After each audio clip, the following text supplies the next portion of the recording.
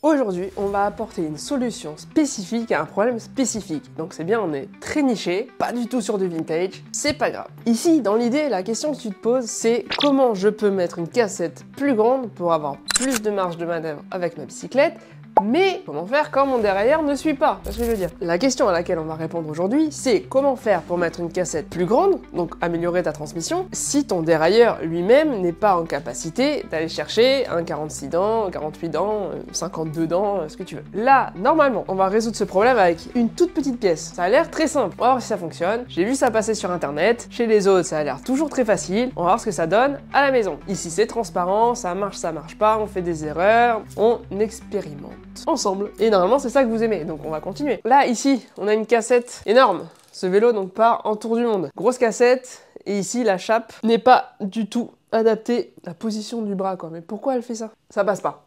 En gros, ça passe pas. Non, il manque pas, là. Ouais. Il lui manque de la marge pour arriver à monter sur le dernier étage. Et c'est là qu'intervient le prolongateur. L'idée, c'est d'utiliser cette petite pièce pour l'installer ici, descendre le dérailleur et lui permettre de faire son travail de dérailleur. Je pense qu'il faudra changer câble et gaine aussi. Dans tous les cas, avant de partir en tour du monde, on remet du neuf. C'est parti. Bah alors, en tout premier lieu, messieurs, dames, on va enlever le câble ici. Est-ce que je ferais bien de mettre mes gants? Sûrement. On met les gants. Donc, je vais dévisser ici pour libérer le derrière. J'aurais pu regarder des tutos avant, hein, voir si ça existe, etc. Mais j'ai envie de voir si c'est logique, tu vois. Si c'est ludique, si c'est intuitif, comme ils disent, pour pouvoir donner les meilleurs conseils. La petite pièce est là.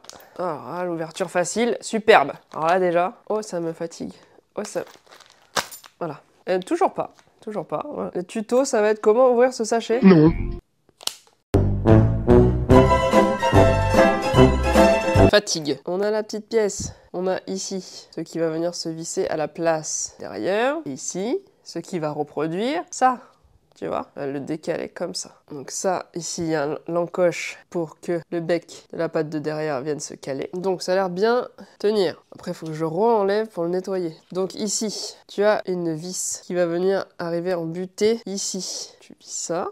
Et là, normalement, ça fait un derrière qui est capable d'aller tout en bas. Bon, ça on verra avec la chaîne. Une fois que la chaîne sera posée.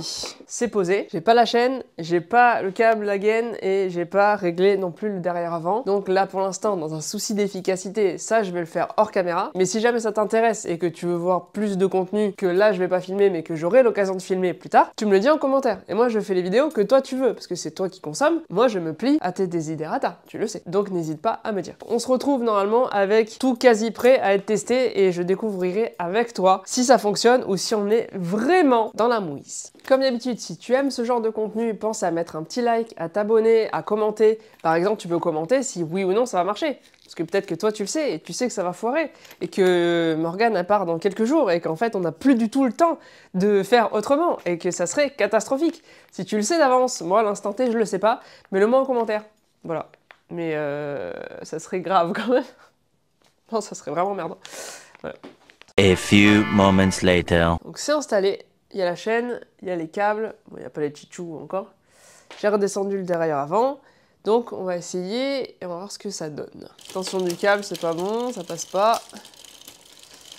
Ok. Et si je le pousse à fond, il y va. Oui, il n'y a pas le disque de frein. Au moins ça... c'est bon. Maintenant, il va falloir que j'arrive à régler l'ensemble pour que les vitesses passent bien. Ça c'est autre chose, ça, du coup. Mais en attendant, tu sais que ce petit prolongateur-là, il fait le taf. Je dis pas celui-là spécialement, hein, je suis pas sponsorisé. Là, elle a pris Sunrace. La durabilité, je sais pas. C'est la première fois que je l'installe. J'espère que ça sera très bon, parce que là, on part sur 7 ans. Minimum de tour du monde, donc voilà. Et puis, de toute façon, tu peux toujours en recommander un. C'est très facile à installer. Après, bah, c'est la longueur de la chaîne par rapport à ta nouvelle transmission. Et c'est la longueur de la gaine et du câble par rapport à la nouvelle position de ton dérailleur arrière. Mini astuce en passant, quand tu changes l'attache rapide ou quand tu installes une chaîne avec une attache rapide, veille bien à ce qu'elle soit dans le bon sens, ton attache rapide.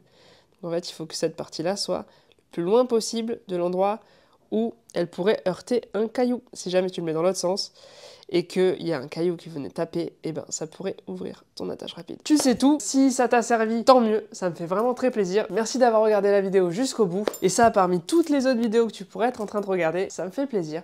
Merci beaucoup, n'hésite pas à mettre un petit like, un petit commentaire, à t'abonner si tu veux plus de contenu. Il y en a plein qui arrivent sur ce vélo parce qu'il y avait plein de trucs intéressants et sur plein d'autres sujets aussi. Donc n'hésite pas à nous rejoindre. À plus.